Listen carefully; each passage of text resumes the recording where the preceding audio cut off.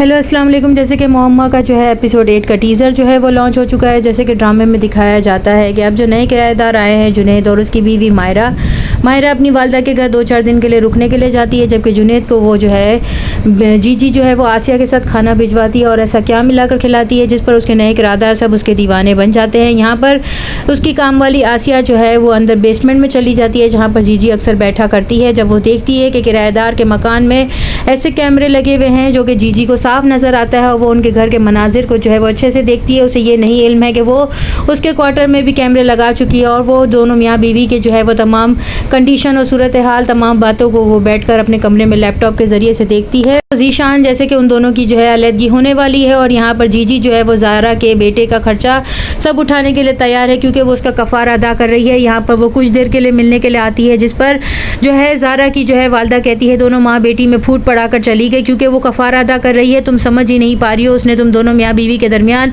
दूरियां पैदा करने की कोशिश की है। यहाँ पर ज़ीशान को भी इस बात का इल्म है, वो ज़ारा को समझा कर भी जाता है कि वो ऐसे किराएदार रखती है जो कि बच्चे वाले नहीं होते और फिर वो उनके दरमियान जो है वो इख्तिलाफात पैदा करके तलाक करवा देती है। उसने हमारे साथ भी यही किया और अब जो नए किराएदार आए हैं वो भी इसी तरह का कपल है। वालदा के घर होती है और उसकी वालदा को जो है जुनैद पर शक है। वो बार बार उसे समझाती है शौहर को इतने दिन छोड़कर अकेले यहाँ पर क्यों आ गई हो, बार बार कॉल करके उसके बारे में पूछा करो, उससे जो है राब्ते में रहो। हर बार की तरह जो है वो अपनी बीवी को झूठ बोलता है, जबकि आसिया की जगह पर जीजी जो है उसके घर आती है और वो मायरा की कॉल पर बात कर रहा होता है और उसे कहता है कि जो है वो आसिया आई थी चाय पत्ती लेने के लिए, लेकिन मेरे पास वो चाय पत्ती थी नहीं इसलिए मैंने मना कर दी। जिस पर मायरा कहती है कि मेरी गैर मौजूदगी में उसे नहीं आना चाहिए था। यहाँ पर वो जीजी को रोकने की कोशिश करता है कि साथ बैठकर खाना खाते हैं, जिस पर जीजी कहती है मैं जो है अजनबी लोगों से ज़्यादा मिलती नहीं, ना ही उनके घर पर ठहरती हूँ। जिस पर वो कहता है कि मैं तो अजनबी के घर मेहमान बनकर जा सकता हूँ। यहाँ पर जो है मायरा की वालदा उसे छोड़ने के लिए आती है और उसे घर पर शक होता है, इसलिए वो खामोशी से पाँव दबाकर जब घर में एंटर होते हैं तो जुनैद वहाँ पर नहीं पाया जाता, लेकिन उसकी गाड़ी वहाँ पर होती है। और जब मायरा उसे कॉल करती है तो वो कहता है मैं ऑफिस में हूँ, कुछ देर में आ जाऊँगा। वो अपना काम आसिया के ज़रिए से करवा लेती है, खाने के बर्तन और जो है मोबाइल और पर्स जो है वो मंगवा लेती है। यहाँ पर जब